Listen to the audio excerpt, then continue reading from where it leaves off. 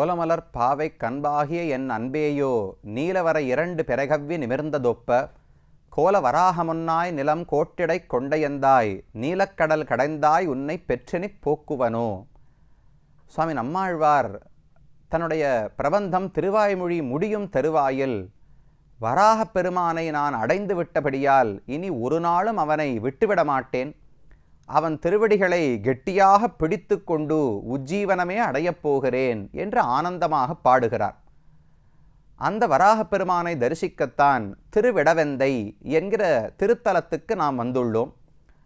இங்கு பகவான் வந்த சரித்திரம் 360 கன்னிகைகளை மணந்து கொண்டு நித்திய கல்யாண பெருமாளாக காட்சி கொடுக்கும் சரித்திரம் முதலானவற்றை பார்த்தோம். அதேபோல் மூலவர் லக்ஷ்மி வராகப் பெருமானையும் தரிசித்து கொண்டோம். அடுத்ததாக உற்சவமூர்த்தி அழகான வடிவத்தோடு காட்சி கொடுக்கிறார், அவரை தரிசித்து கொள்ளலாம். உற்சவருக்குத்தான் நித்திய கல்யாண பெருமாள் என்று திருநாமம். ஸ்ரீதேவி பூதேவி நாச்சிமார்களோடு 4 கைகளோடு பெருமான் காட்சி அளிக்கிறார்.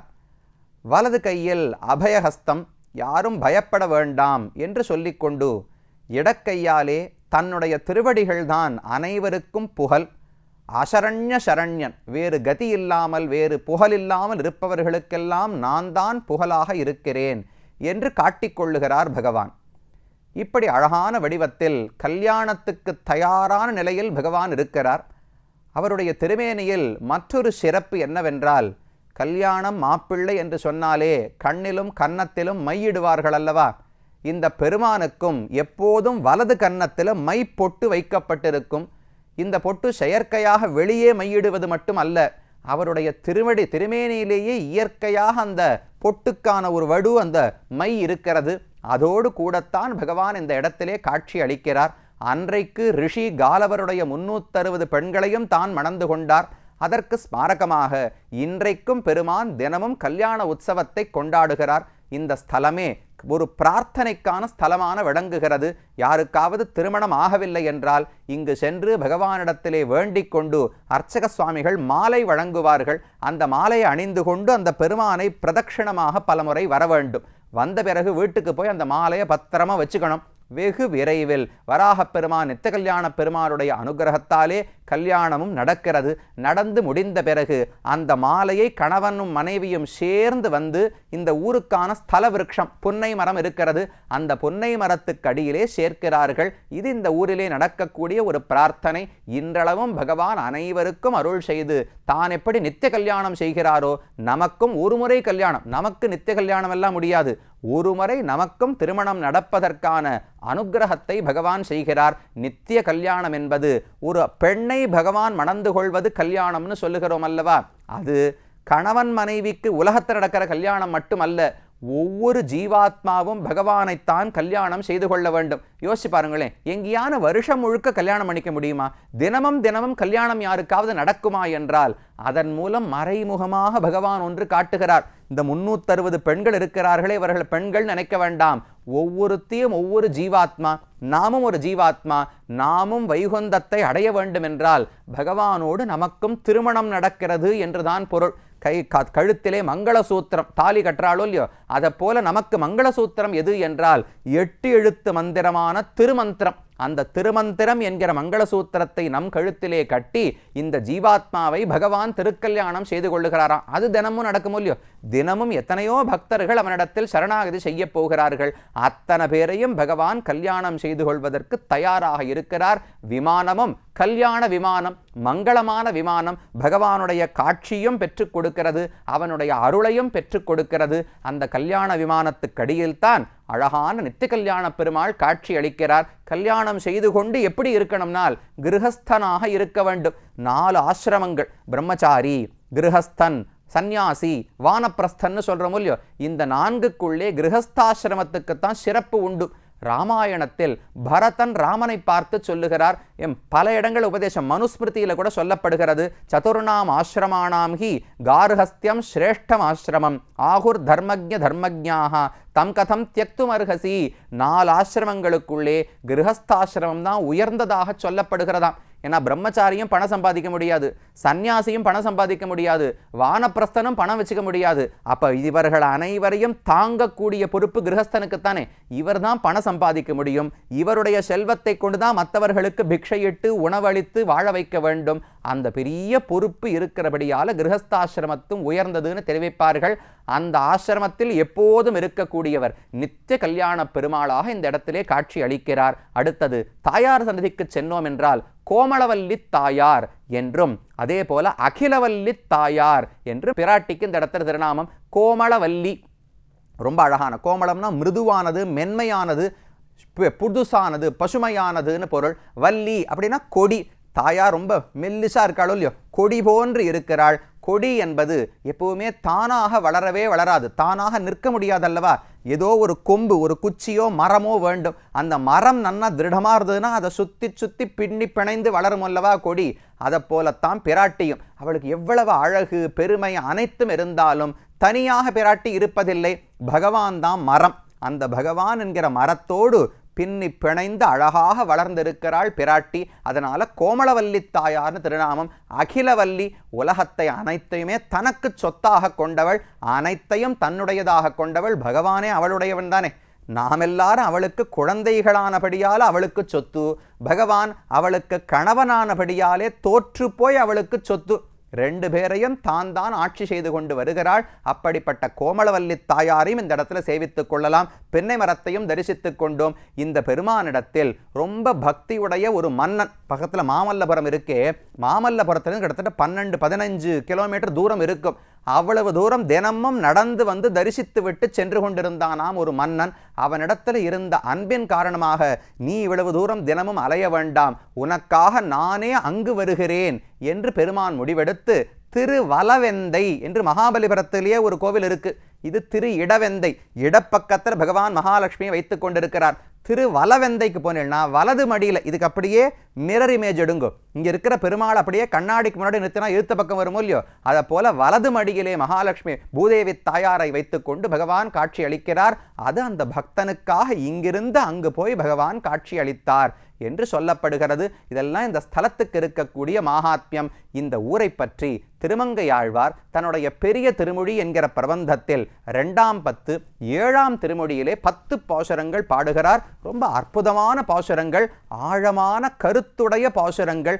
ரொம்ப முதல்ல சந்தர்ப்பம் என்னன்னு சொல்லுகிறேன். பாசுரத்தினுடைய அர்த்தத்தை பார்க்கலாம், அதற்கு மேல உள்ளுரை பொருள் கருத்தென்னு புரிந்து கொள்ளலாம். திவளும் வெண்மதி போல் திருமுகத்தறிவை செழுங்கடல் அமுதனில் பிறந்த அவளும் நின் ஆகத்திருப்பதும் அறிந்தும் ஆகிலும் ஆசை விடாளால் குவளையம் கண்ணி கொல்லியம் பாவை சொல்லு நின் ஆள் தயந்திருந்த இவளை உன்மனத்தால் எண்ணிணைந்திருந்தாய் இடவெந்தை எந்த பிரானே என்று ஆழ்வாருடைய பாசுரம். மறுபடியும் திருமங்கை ஆழ்வார் ஆணாக பாசுரம் பாடவில்லை. எப்பவுமே ஞானம் நிறைய இருந்து மனசுல வலிமையோடு இருந்தா ஆழ்வார் ஆணாக பாசுரம் பாடுவார். இந்த ஊர்லேயே ஆழ்வாருக்கு ஒரு சந்நிதி இருக்கு. திருவங்கை ஆழ்வாரை சேவிக்க போனோம்னா வலது கையில பெரிய வாழ், இடது கையில கேடயம், நடுவில் மார்பில் சாத்தி கொண்டு தோளில் சாத்தி கொண்டு வேல், இது அனைத்தோடும் திருவங்கை ஆழ்வாரை சேவிக்கலாம். ஆனால் அவர் பாசுரத்தை இப்போ சொல்கிறேன், அவர் நிற்கிற நிலைக்கும் அவர் பாடின பாட்டுக்கு சம்பந்தமே இருக்காது. நிற்பது நல்ல ஆண் தன்மையோடு, கர்வத்தோடு, தைரியத்தோடு, ஆயுதங்களை ஏந்தி நிற்கிறாரோ இல்லையோ, அப்படியே உருகி போய் நீர்பண்டமாக பகவானிடத்தில் இருக்கிற காதலாலே என்ன செய்வதென்று தெரியாமல் மயக்கமடைந்து கிடக்கக்கூடிய ஒரு பெண்ணாக பாசுரம் பாடுகிறார். அந்த திருமங்கையாழ்வார் இப்ப இருக்கிற நிலை என்ன? பரகால நாயகி, ஒரு பெண் பாவனையிலே இருக்கிறாள். அந்த பெண்ணு பகவானே தான் கதி, அவனை விட்டால் எனக்கு வேறு கணவன் கிடையாது, நாயகன் கிடையாது என்கிற உறுதியோடு இருக்கிறாள். ஆனால் அந்த பெண்ணை ஏற்றுக்கொள்வதற்கு பகவான் என்றும் வரவில்லை. இந்த தாயார் என்ன பண்ண, அந்த பெண்ணுக்கு ஒரு தாய் இருப்பாளோ இல்லையோ, அந்த தாய் என்ன ஒரு திட்டம் போடுறாளாம், நம் பெண்ணுக்கு எப்படியான அந்த பிள்ளையினிடத்தில் இருக்கிற காதலை மறக்கடிக்க வேண்டும். எப்படி மறக்கடிக்கலாம்னா, ஒரு ஆணை பார்த்து ஒரு பெண்ணு காதலிக்கிறாள்னு வச்சுங்களேன், அந்த ஆணுக்கு ஏற்கனவே திருமணம் ஆகிவிட்டது, வேறு ஒரு மனைவி இருக்கிறாள்னு தெரிஞ்சா இந்த பெண்ணு ஆசையை விட்டு விடுவாள் அல்லவா என்று நினைத்து கொண்டு இந்த தாய் என்ன பண்ணா, பெண்ணே போய் திருவிடவெந்தைக்கு போ, அங்க பெருமானை தரிசித்து விட்டு வான்னு அனுப்பிச்சாலாம். சரின்னு இந்த பெண்ணு போன உடனே திருவிடவெந்தையில மடியிலேயே பெருமாள் பூதேவி தாயாரை வச்சுருக்காரோ இல்லையோ, பார்த்த உடனே திருமங்கையாழ்வார் பரகால நாய்க்கு காதல் போய்விடும் என்று தாயார் கணக்கிட்டாள். போன ஆழ்வார் பரகால நாயகி திரும்ப வீட்டுக்கு வந்தாளா, தைரியமா சிரிச்சுட்டே வந்தாளாம். போகும்போது அழுகையோடு போனா இவர் ஏற்றுக்கொள்வாரா மாட்டாரா, சந்தேகமா இருக்கேன்னு அழுகையோடு போனாளா.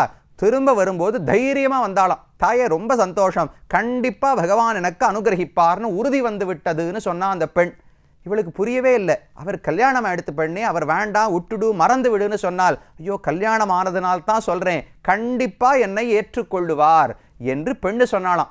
எப்படி சொல்லுகிறாயினால், ஓ அந்த மனைவி யார் பார்த்தாயா, மகாலட்சுமி தாயார் எப்போ மடியில் இருக்கிறாளோ, பூதேவி தாயார் எப்போது உள்ளத்தில் இருக்கிறாளோ, கண்டிப்பா தாயார் பார்த்து என்னையும் பகவானையும் சேர்த்து வைத்து விடுவாள், எனக்கு சந்தேகமே இல்லை என்று சொன்னாலாம் பெண். அதைத்தான் பாசுரத்தில் பாடுகிறாள். திவளும் வெண்மதி போல் திருமுகத்து அறிவை செழுங்கடல் அமுதினில் பிறந்த அவளும், கடலிலே பிறந்த அமுதாக மகாலட்சுமி தாயார் பிறந்தாளோ இல்லையோ, அவளும் நின் ஆகத்திருப்பதும் அறிந்தும் ஆகிலும் ஆசை விடாளால். அந்த பெண்ணுக்கு உன் திருமார்பில மகாலட்சுமி இருக்கிறத பார்த்த உடனே ஆசை போய்விடும் என்று நினைத்தேன். இவளுக்கு இன்னும் ஆசை விடலையே, ஆசை வளர்ந்து விட்டது, உறுதி பிறந்து விட்டது, கண்டிப்பாக பகவான் ஏற்றுக்கொண்டு விடுவார் என்கிற நம்பிக்கையோடு இருக்கிறாள். ஆனால் நீ வாய் திறந்து பதில் சொல்ல மாட்டேன் என்கிறாய். அவளை பற்றி என்ன பண்ணுறதுன்னு தெரியலை. ஏர்வண்ண வெண்பேத என் சொல் கேளால் குவளையம் கண்ணி கொல்லியம் பாவை நின் தாழ் நயந்திருந்த இவளை. உன்னுடைய திருவடிகளையே நினைத்து கொண்டு வேறு சிந்தனையே இல்லாமல் வேறு புகழ் இல்லை என்று இருக்கிறாளே இவளை உன்மனத்தால் என் நினைந்திருந்தாய் இடவெந்தை எந்த பிரானே என்று அந்த தாயார் தன்னுடைய பெண்ணுக்காக பகவானிடத்தில் கேள்வி கேட்கிறாளாம். பெண்ணை பகவானை இவளுடைய மனசில் என்ன வேணாலும் இருக்கட்டும், உன்ன இடத்துல எவ்வளவு ஆசை வேண்டுமானாலும் இருக்கட்டும், அது முக்கியம் அல்ல, அது எந்த பிரயோஜனத்தையும் கொடுக்காது. உன் மனத்தால் என்ன நினைந்திருந்தாய், இந்த பெண்ணை பற்றி உனக்கு அபிப்பிராயம் என்ன, உன்னுடைய திருவுள்ளத்தில் என்ன எண்ணம் இருக்கிறது என்று சொல்லு. ஏன்னா எப்பவுமே நம்முடைய எண்ணத்தை வைத்து நமக்கு உஜ்ஜீவனமே கிடையாது. இதுதான் கருத்துன்னு தெரிவிக்கிறேன். இந்த இடத்துல நாம தெரிந்து கொள்ள வேண்டியது என்ன, சாமி இந்த பெண்ணுக்கு இவ்வளவு காதல் இருக்கே, அப்ப கண்டிப்பா பகவான் கிடைத்து விடுவார்னு சொல்ல முடியாது. அவர் மனதில் இந்த பெண்ணை பற்றி என்ன எண்ணம் இருக்கிறதுன்னு தெரியணும். அவர் ஏற்றுக்கொள்வதாக இருந்தால்தான் இவளுக்கு மோட்சம் கிடைக்கும், அவனை கணவனாக அடைய முடியுமே தவிர நம்முடைய எண்ணத்தால் எதுவும் கிடைக்காது. இந்த பாசுரம் இருக்கோ இல்லையோ, இந்த பாசுரத்தை எடுத்துத்தான் பிள்ளை உலகாரியன் என்கிற ஒரு ஆச்சாரியன் அவர் தெரிவிக்கிறார். பேற்றுக்கு உபாயம் அவன் நினைவுன்னு சொல்றார். பேருனா நாம் அடையப்போகிற ஒரு பெரிய வாழ்வு இருக்கே, வைகுந்தத்தை அடைந்து பகவானை திருமணம் செய்து கொண்டு அவரோடு ஆனந்தமாக இருக்க போகிறோமோ இல்லையோ, அதுக்கு காரணம் என்ன, நாம் பண்ணுற முயற்சியா, நான் செய்கிற எண்ணமா, பக்தியா எதுன்னு கேட்டால் எதுவும் கிடையாது. அவன் நினைவு பேற்றுக்கு உபாயம், நான் அடையப்போகிற இலக்குக்கு வழி என்ன, எது எனக்கு அந்த ஒரு இலக்கை பெற்றுக் கொடுக்கும் என்றால் நம்முடைய சிந்தனை அல்ல, நம்முடைய முயற்சி அல்ல, நம்முடைய பேச்சு உபன்யாசம் ஸ்தோத்திரம் கேள்வி எதுவும் அல்ல. அவன் நினைவு, அவன் மனதில் நம்மை பற்றி என்ன அபிப்பிராயம் வைத்திருக்கிறானோ அது நல்ல எண்ணமாக இருந்தால் நமக்கு நல்லது நடக்கும். அவன் நம்மிடத்துல நல்ல அபிப்பிராயம் வைக்காவிட்டால் கிடைக்காது. அப்போ எல்லாவற்றுக்கும் மோட்சம் அடைவதற்கும் சரி, இந்த உலகத்தில் சில பயன்களை அடைவதற்கும் சரி, அந்த பகவானுடைய எண்ணம் தான் முக்கியம் என்று இந்த பாசுரத்திலே ஆழ்வார் தெரிவிக்கிறாராம். நாமும் சரணாகதி தானே பண்ணுறோம், நான் எந்த முயற்சியும் செய்யவில்லை, உன்னுடைய கருணையால் எனக்கு மோட்சம் கொடு. அப்போ நாம் கைங்கரியமே பண்ண வேண்டாமா, நாளிலேருந்து பகவான் கோயிலுக்கு போக வேண்டாமா, பூ தொடுக்க வேண்டாமா, பெருக்கி துடைக்க வேண்டாமா, கோலம் போட வேண்டாமா, ஒன்றும் பண்ண வேண்டாமானால் இது எல்லாம் அன்பின் வெளிப்பாடாக செய்கிறோம். அவர் மோட்சம் கொடுப்பதற்காக இதை செய்யவில்லை, கொடுக்கிறேன் என்று கருணையால சொல்லிவிட்டார் அல்லவா. என்னை போன்ற ஒரு தாழ்ந்த ஆத்மாவையும் தான் ஏற்றுக்கொண்டதற்கு நன்றி எப்படி வெளிப்படுத்துறது, என்னுடைய ஆசையை எப்படி வெளிப்படுத்துவது, அதற்காக கைங்கரியங்களை செய்கிறோம். மோட்சம் கொடுப்பது பகவானுடைய கருணை, கைங்கரியம் செய்வது நம்முடைய அன்பு. இதுக்காக அது என்பது கிடையாது, அது அவர் செய்வது, இது நாம் செய்வது என்று புரிந்து கொள்ள வேண்டும். அப்படி நித்திய கல்யாண பெருமாள் கோமளவல்லி தாயாரோடு இந்த இடத்திலே காட்சி கொடுத்து இந்த தத்துவத்தை நமக்கு ஆழ்வார் மூலம் புரிய வைக்கிறார். இந்த திவ்யதேசத்தையும் சேவித்துக் கொண்டு அடுத்த திருத்தலத்தை நோக்கி நகர்வோம்.